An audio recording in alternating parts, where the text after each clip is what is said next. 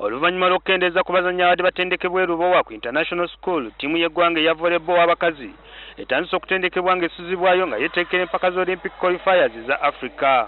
Bano kati basigadde abazannyi 11 okuva ku 18 abadde batendekerwa e Lubowa okuva mu Desemba w'omwaka oguwedde. Maneja wa ttiimu eno Florence Nanyonda agamba nti omuzannyi omu waakusalibwako basigaze abazannyi 10 bagenda n'ab'e Cameroon sabbiiti ejja. Abazannyi tulina 11 ku ssaawa eno naye nga tukyalina okendeeza tutwalire ddala abazannyi 10 bokka.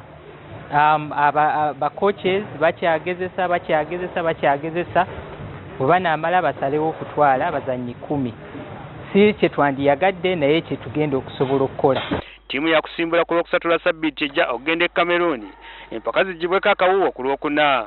Wadde nga abazannyi bangi abali mu ttiimu yakuba Egypt mu 2014 tebali mu ttiimu eno, abagikulembera bagumu nti abazannyi bagenda nabo batendekeddwa bulungi. Tutuuke eri tulabe ttiimu ze baleese bwe ziri, naye nga wano nga we tuli abaana beetegese era nekino kye twongerako tusuubira nti kiina kye kigenda otwongerako. Uganda yeetaaga okumalira mu bifo ebibiri ebisooka mu mpaka zino okusobola okuyitawo okuzannya mu mpaka z'Olympics ez'omwaka guno. Sam Mpoza, NTV Akawungeezi.